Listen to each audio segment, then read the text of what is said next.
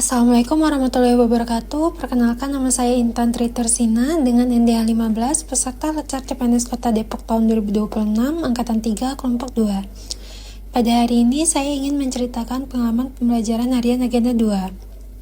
Setelah mendalami materi Agenda 2, tugas saya bukan sekadar bekerja di kantor, melainkan menjadi pelaksana kebijakan, pelayan publik, serta perekat dan pemersatu bangsa. Melalui Agenda 2 ini, saya belajar bahwa menjadi profesional berarti harus memiliki fondasi karakter yang kuat agar bisa memberi pelayanan terbaik bagi masyarakat Indonesia. Saya menyadari bahwa nilai berakhlak merupakan kompas dalam setiap tindakan. Di tempat kerja, penerapan ini menjadi nyata ketika kita berhadapan langsung dengan tugas administrasi, koordinasi antar bidang, maupun pelayanan kepada masyarakat. Lalu ada beberapa strategi penerapan nilai di unit kerja. Yang pertama, pada berorientasi pelayanan, saya belajar bahwa pelayanan prima dimulai dari hal kecil, seperti bersikap ramah, solutif, dan cekatan saat ada warga atau rekan kerja yang bertanya. Fokusnya bukan hanya menyelesaikan tugas, tapi memastikan yang dilayani merasa puas dan terbantu. Lalu pada nilai akuntabel, di kantor ini berarti saya harus disiplin hadir tepat waktu dan menggunakan fasilitas negara seperti komputer atau kendaraan dinas secara bertanggung jawab. Setiap dokumen yang saya kerjakan harus bisa dipertanggungjawabkan kebenarannya. Lalu pada nilai kompeten, dunia kesehatan dan birokrasi terus berubah. Saya harus proaktif mengikuti seminar atau belajar dari senior. Membantu orang lain belajar juga merupakan bagian dari penguatan kompetensi kolektif di tim saya. Lalu pada nilai harmonis, kantor terdiri dari orang-orang dengan latar belakang berbeda, menghargai pendapat saat rapat, dan membantu rekan yang sedang kesulitan tanpa melihat latar belakangnya adalah kunci suasana kerja yang nyaman. Lalu pada nilai loyal, menjaga nama baik instansi dan pimpinan adalah prioritas. Dalam bekerja, saya harus berpegang teguh pada ideologi Pancasila dan aturan yang berlaku, serta menjaga kerahasiaan data negara yang saya kelola. Lalu pada nilai adaptif, saya harus cepat tanggap terhadap sistem digital baru.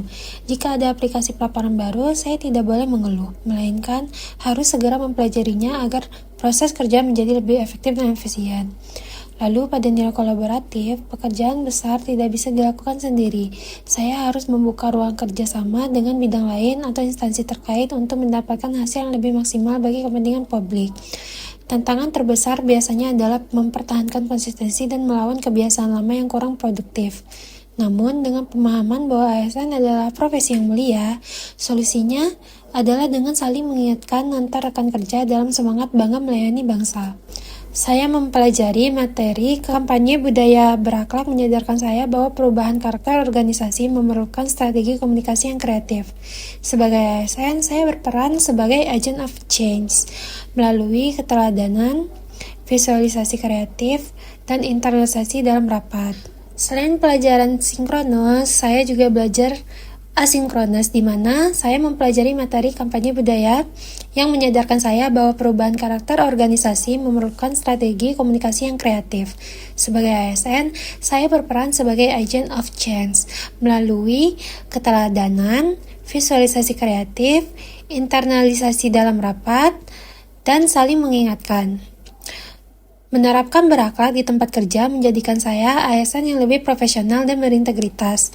Saya berkomitmen untuk tidak hanya menjadi pekerja yang menggugurkan kewajiban, tetapi menjadi pelayan masyarakat yang memberikan dampak positif nyata di instansi tempat saya mengabdi. Serta pembelajaran Agenda 2 ini memberikan kesadaran bahwa tantangan birokrasi ke depan akan semakin kompleks. Kampanye budaya berakhlak bukan hanya tugas pimpinan, melainkan tanggung jawab saya sebagai ASN. Itulah yang dapat saya sampaikan. Terima kasih.